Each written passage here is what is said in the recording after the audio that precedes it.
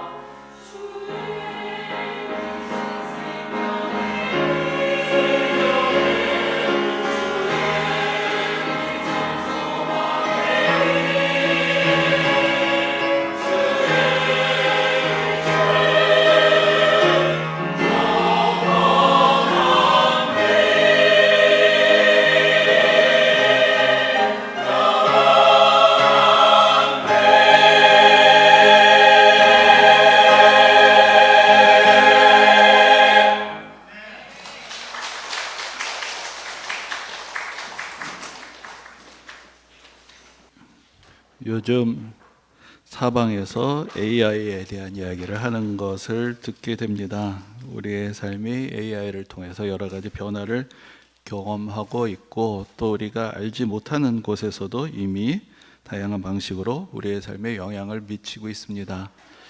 근데 이제 그 다음 단계가 어떻게 될 것인가? 이제 로봇 기술하고 AI가 결합되는 때가 바로 곧, 어쩌면 이미 시작이 되었고 또 곧 다가오고 있다라는 그런 이야기를 합니다.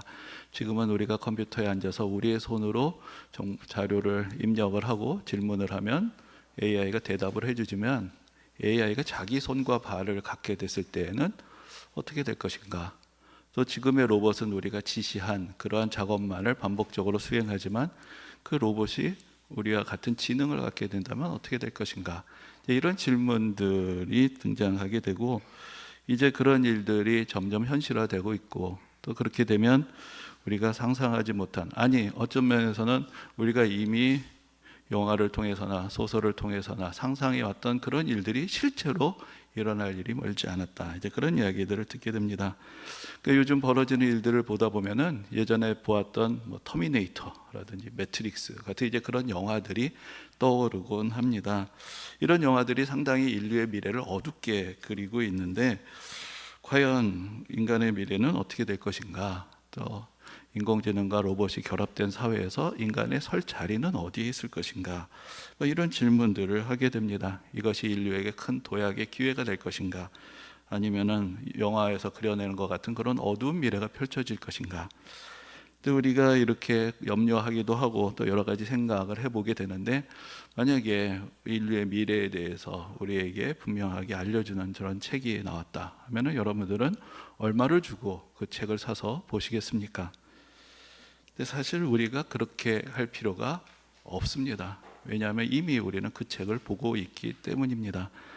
우리가 예수를 믿는다고 할 때 우리는 예수 믿고 천국 간다라는 생각을 하고, 또한 우리가 이 세상에서 벌어지는, 우리가 지금 겪고 있는 여러 일들에 대해서 우리가 기도하며 하나님의 은혜의 도우심을 받을 것을 기대합니다.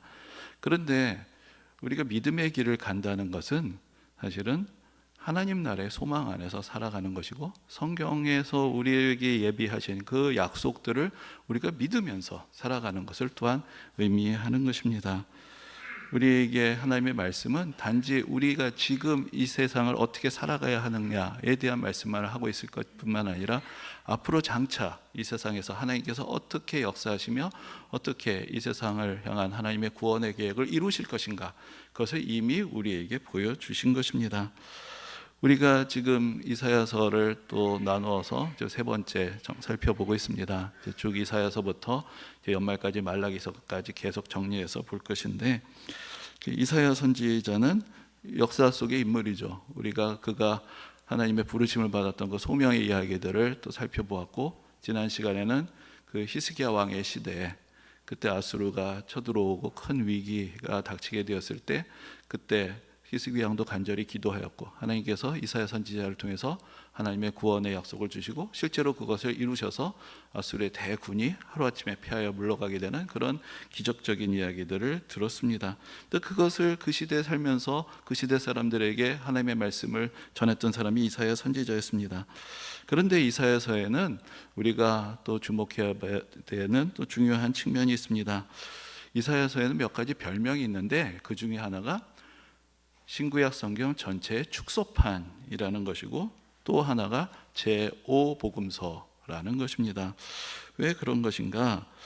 여러분, 이사야서가 모두 몇 장까지 있을까요? 66장까지 있습니다. 이런 거 다 안 외우셔도 되는데 66장까지 있는데, 이사야서를 읽어가다 보면은 크게 두 부분으로 나누어지는 것을 볼 수 있습니다. 어디서부터 어디까지냐?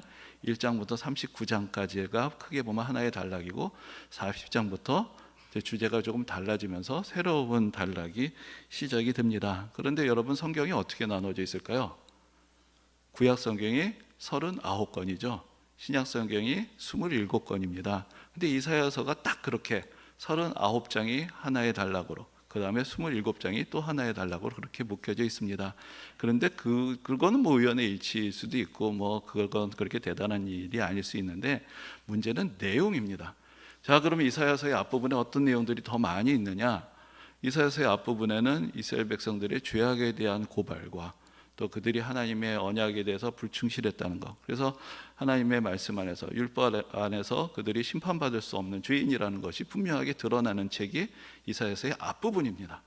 그런데 우리가 이사야서 40장을 펼치게 되면 거기서 그 죄악으로 말미암아 심판받을 그 백성을 사랑하시고 위로하시고 그들을 구원하시고 그들을 위해서 구원자를 보내시고 이 세상에 하나님의 은혜를 펼치실 그 약속들이 쭉 전개가 되고 그 약속이 이스라엘 백성들을 넘어서 땅끝까지 이어질 것이 쭉 예언이 되어 있습니다. 그리고 더 놀라운 것은 그 마지막인데 이사야서의 마지막 65장, 66장에는 새 하늘과 새 땅의 창조에 대한 말씀이 나옵니다. 바로 요한계시록에서 하나님께서 말씀하신 것 같이 만물을 새롭게 하시고 새 하늘과 새 땅을 창조하신다라는 그 약속이 이사야서 마지막에 있는 것입니다. 그러니까 이것을 우리가 그대로 성경과 가져와서 비교를 해보면은 구약 성경 39권을 통해서 우리가 하나님의 거룩하심을 닮아가지 못하는 죄인이란 것을 깨닫게 되고 또 이스라엘 백성들이 하나님의 은혜에 온전하게 응답하지 못했던 그 이야기들을 보게 되고 이제 우리가 신약 성경에 하나님께서 예비하신 구원자 예수 그리스도께서 이 땅에 오셔서 우리를 구원하실 뿐만 아니라 이 성경의 이야기가 이스라엘 민족들만을 위한 이야기가 아니라 모든 이방인들의 구원을 받게 되는 은혜의 이야기가 되고 땅끝까지 복음이 전파되는 그 이야기들을 듣고 이제 마지막 날에 하나님께서 이 땅에 새하늘과 새 땅을 지으시고 만물을 새롭게 하시는 은혜의 날이 예비되어 있다라는 말씀을 우리가 신약 성경에서 보게 되는데 그 근본적인 구조가 이사야서 안에 그대로 들어있는 것을 보게 되는 것입니다. 그래서 여러분, 그래서 그런 면에서 이제 이사야서가 제5복음서다라고 그렇게 불리기도 하는 것입니다. 바로 신약 성경에 있는 네 권의 복음서 마태, 마가, 누가, 요한복음이 우리 곁에 오신 하나님의 아들 예수 그리스도에 대한 증언이라면 이사야서는 앞으로 오실 예수 그리스도에 대한 증언이다. 이제 그런 면에서 바로 신약 성경의 네 권의 복음서를 잇는 다섯 번째 복음서다라고 그렇게 부르기도 하는 것입니다. 물론 구약 성경에 그러한 예언에 대한 말씀들이 많이 있지만 특별히 이사야서가 그러한 말씀들이 더 풍성하게 담겨 있는 것을 볼 수가 있습니다. 그래서 신약 성경의 저자들도 구약 성경의 어떤 책들보다도 이사야서를 많이 인용했습니다. 그리고 그 신약 성경의 저자들과 또 사도들이 우리에게 가르쳐 준 것은 예수님께서 이 땅에 오신 것이 어느 날 우연히 이루어진 역사가 아니라 이미 구약 시대부터 하나님께서 예비하시고 하나님의 섭리 가운데서 준비된 일들이 이제 성취된 것이다. 이제 그것을 그대로 보여주었던 것입니다. 여러분, 우리가 어떻게 구원을 받습니까? 우리가 성경을 여러 번 읽어서 구원을 받는 게 아닙니다. 우리는 예수 그리스도를 믿는 믿음으로 구원을 받는 것입니다. 그런데 구약 성경을 아무리 읽어봐도 사실은 예수님에 대한 직접적인 이야기를 찾아볼 수가 없고 예수님이 오시기 전에 다 기록된 그런 이야기들입니다. 그런데 왜 우리가 이렇게 힘들게 구약 성경을 읽고 있는가? 그것은 바로 구약 성경이 오실 예수 그리스도에 대한 예언적 증언을 담고 있기 때문에 그러한 것입니다.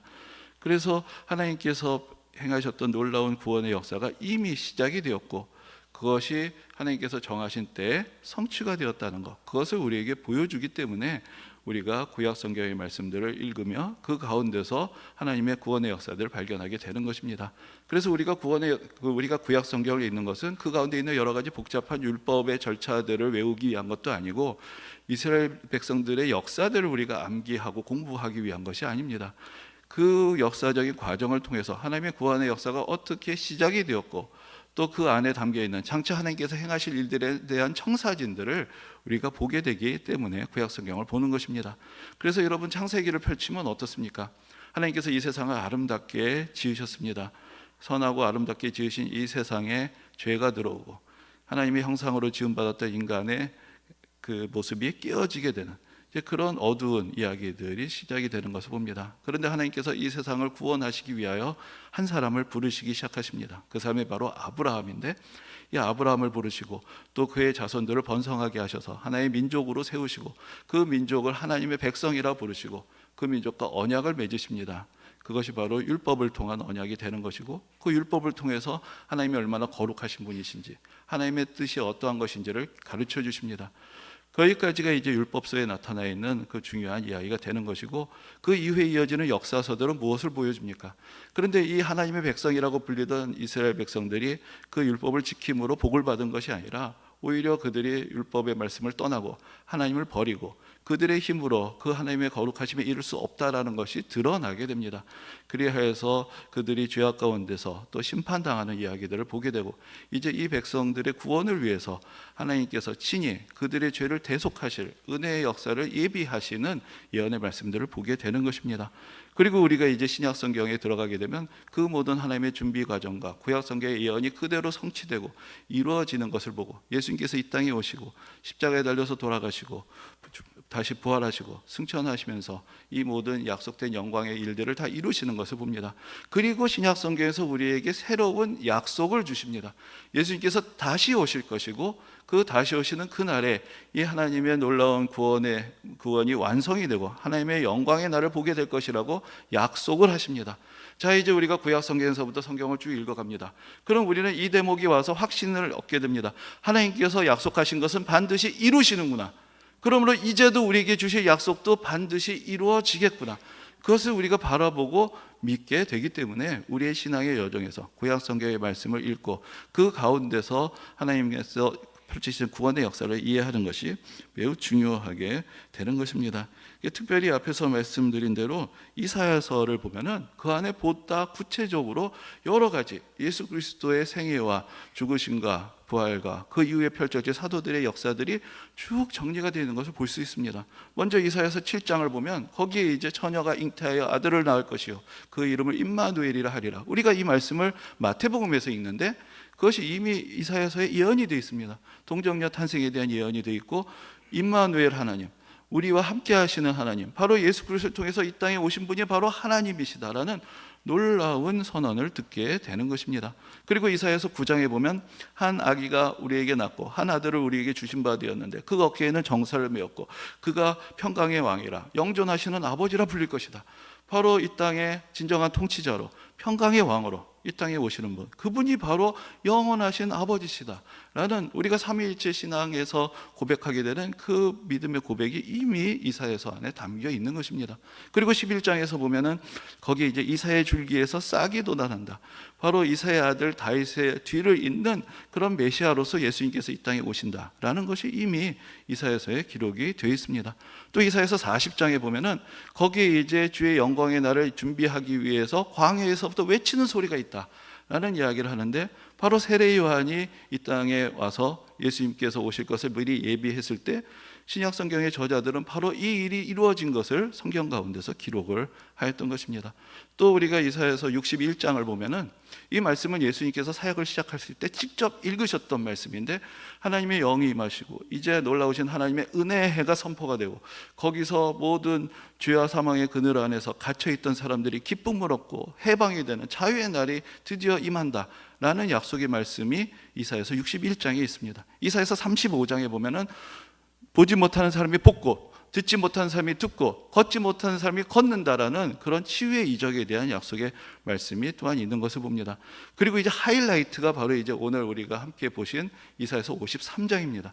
저는 예전에 처음 이사야서 53장의 말씀을 낭독하는 것을 들으면서 그때 뭐 성경에 대해서 많이 알 때가 아니니까 당연히 그냥 복음서의 한 구절을 읽는 줄 알았습니다.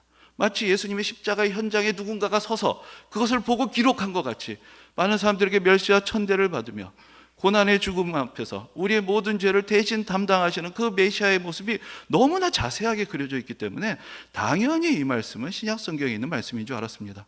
근데 그것이 구약 성경에 예수님이 오시기 700년 전에 예언된 말씀이라는 것을 알고는 얼마나 큰 충격을 받았는지 모릅니다. 이미 그 모든 일들을 하나님께서는 예언하시고 준비하셨습니다. 그리고 이사야서 49장에 보면은 이것이 이스라엘 백성들만을 위한 구원의 역사가 아니라 하나님의 구원의 역사를 땅끝까지 이방의 빛이 되게 하시겠다라고 그렇게 약속하십니다. 또 이사야서 52장에 보면은 이 구원의 기쁜 소식을 전하는 사람들의 발걸음을 축복하는 그런 말씀이 나옵니다. 이제 그 말씀 그대로 구원의 기쁜 소식이 이스라엘을 넘어서 땅끝까지 사도들에서 전파되는 그 모든 이야기들을 우리는 다 이사야서에서 찾아볼 수 있는 것이고, 앞에서 말씀드린 대로 그 마지막에 이제 만물을 새롭게 하시고 새하늘과 새 땅을 창조하시는 그 하나님의 영광의 날에 대한 그 서술이 나오는 것을 볼 수가 있습니다. 이렇게 놀라운 하나님의 은혜의 역사에 대한 기록들을 우리는 이사야서 안에서 볼 수 있고, 그 예언된 말씀의 성취가 실제로 이루어졌다라는 것을 우리는 또 신약 시대를 통해서 보게 되는 것이고, 이제 남아있는 약속들도 하나님, 신실하신 하나님께서 반드시 이루실 것이다, 그것을 우리가 믿게 되는 것입니다. 근데 여러분, 우리가 이것을 조금 다르게 생각을 해보면, 자, 아까 말씀을 드렸죠. 이사야는 언제 살았습니까? 이 모든 예언의 말씀들이 성취되기 시작할 때보다 700년 전에 살았습니다. 그 당시 사람들의 관심은 어디에 있었습니까? 그 당시에 골칫거리는 아수르에 있었습니다. 아수르라는 대국이 지금 우리나라를 쳐들어온다, 우리 다 죽게 생겼다, 주님 우리를 구해 주시옵소서. 하나님께서 구해 주셨습니다. 그럼 됐죠. 그들은 은혜 받았습니다. 만족합니다. 그런데 왜 수백 년, 아니 그 이후에 벌어질 일들을 하나님께서는 보여주시는 것입니까? 여러분, 이사야 선지자는 하나님의 영의 감동을 받은 선지자였습니다. 그런데 이제 지금 그가 그 시대의 백성들에게 말씀을 전했죠. 그리고 이 사람들이 회개하는 것 같았습니다. 하나님의 편으로 돌이키는 것 같았습니다. 그러나 그는 하나님의 마음을 알고 하나님의 영의 감동을 받아서 이 백성들의 미래가 보이는 것입니다. 이들이 다시 하나님을 배반할 것이다. 결국은 바빌론이 쳐들어와서 이 나라가 망하게 될 것이다. 그리고 이들이 고통을 당할 때 하나님께서 페르시아라는 새로운 나라를 일으키시고 호레스라는 왕을 통해서 이 백성들에게 다시 자유를 주실 것이고, 이 백성들이 돌아오게 될 것이다. 그러나 이 백성들의 반복되는 죄악의 짐을 해결하시기 위해서 하나님께서 우리를 대속하시기 위한 구주를 이 땅에 보내실 것이다. 그 모든 것들이 쭉 미래가 펼쳐지고, 그리고 그가 그것을 기록하여서 보여주었던 것입니다. 여러분, 예수를 믿는다는 것이 무엇입니까? 하나님께서 원하시는 것은 무엇입니까? 우리는 지금 우리가 살아가는 이 시대에 이 눈앞에 있는 일들을 어떻게 할까에 매여서 살아가고 있습니다. 그런데 우리가 만나고 우리를 구원하시는 하나님은 어떤 분이십니까? 그분은 영원하신 하나님이십니다. 그리고 그 영원하신 하나님이 우리를 사랑하시고 우리와 교제하기를 원하십니다. 여러분, 유한한 필멸의 존재인 우리가 영원하신 하나님과 만나고 교제하고 사랑하게 되면 어떤 일이 벌어질까요?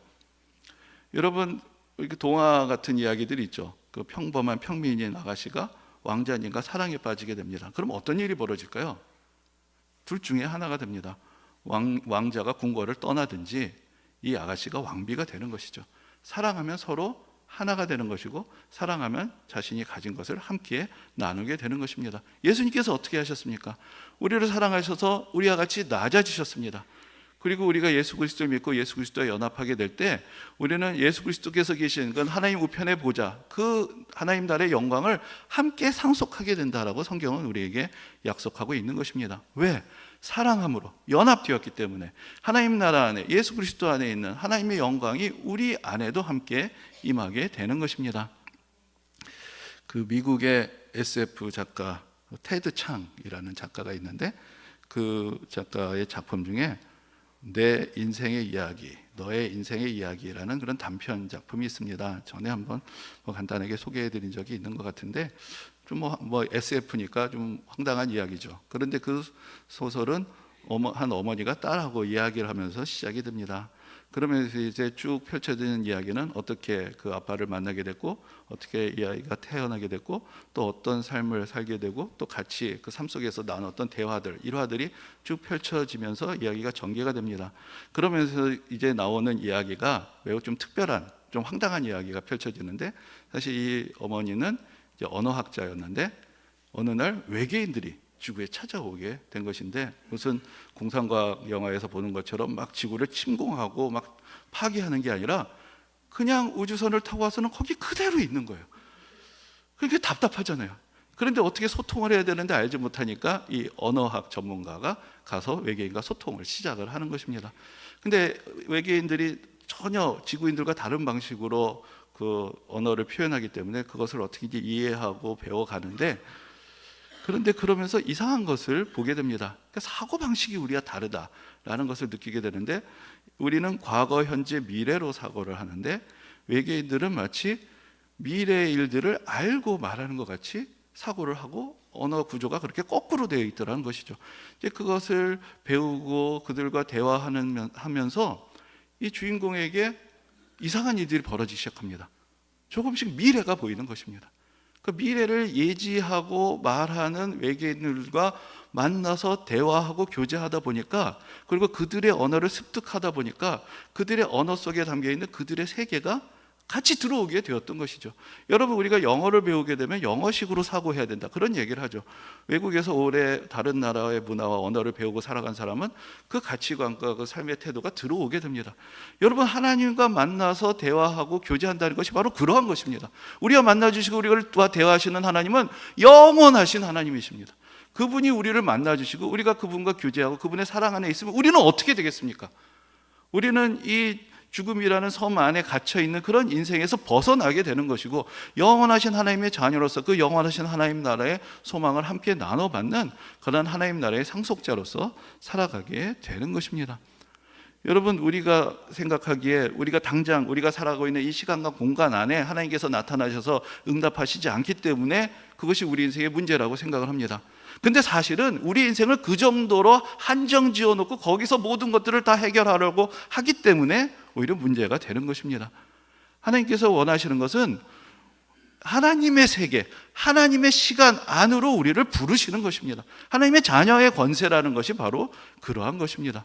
근데 우리는 예수 믿으면서도 여전히 미래에 대해서 의심하고 여전히 미래에 대해서 염려하고 마치 아무런 약속도 아무런 보장도 없는 사람인 것처럼 현재를 근심하면서 살아가고 자꾸 현재의 모든 것들을 이루어 달라고 간구하고 있는 것 아니겠습니까? 여러분, 가끔 산에 올라가면 늘 그런 이야기들을 하죠. 산 아래를 내다보면서, 야, 참 세상이 작구나. 내가 뭘 저 안에서 그렇게 아웅다웅하고 살았나. 그리고 어떻게 되나요? 산에서 내려오고 또 다시 그렇게 아웅다웅하고 살죠. 여러분, 우리가 신앙 안에서 말씀을 다 듣습니다. 그리고 다 잊어버립니다. 그리고 또 현실 안에서 갇혀서 살아갑니다. 근데 하나님은 저 산 위에 계시는 분이시고 우리가 그 산 위에 올라와서 이 세상을 넓게 보고 멀리 보고 하나님께서 행하시는 놀라운 구원의 역사를 같이 바라보고 그 안에 동참하기를 원하시는 것입니다. 그래서 이사야 선지자가 미래를 보는 것입니다. 너도 같이 와라. 같이 보자. 내가 행할 일들을 너도 같이 알고 같이 기도하고 같이 꿈을 꿔라. 하나님께서는 오늘 우리에게도 그렇게 말씀을 하시는 것입니다. 지금 당장 우리의 앞날, 우리는 5년, 10년, 100년 그 이상은 생각을 못합니다. 그러나 하나님의 은혜의 역사는 이미 수천 년을 이어져 왔고 또 앞으로 장차 미래에 이루어질 그 날의 역사를 지금도 예비하고 계시며, 우리가 하나님의 자녀가 하나님 믿는 우리들이 그 은혜의 역사를 함께 꿈꾸고 함께 바라보고 함께 소망하고 함께 이루어 가기를 원하시는 것입니다. 이사야 선지자가 그 은혜를 체험하고 그가 본 미래를 우리에게 전해 주었습니다. 이제 그 말씀이 기록되어서 성경 가운데 있습니다. 우리의 미래는 어떻게 될까요? 앞에서도 말씀드렸지만 기술의 발전이 어떻게 될 것인지 많은 전문가들이 우리에게 또 지혜를 줄 것이고 또 많은 사람들이 토론을 할 것이고 또 우리 시대의 많은 변화들을 보게 될 것입니다.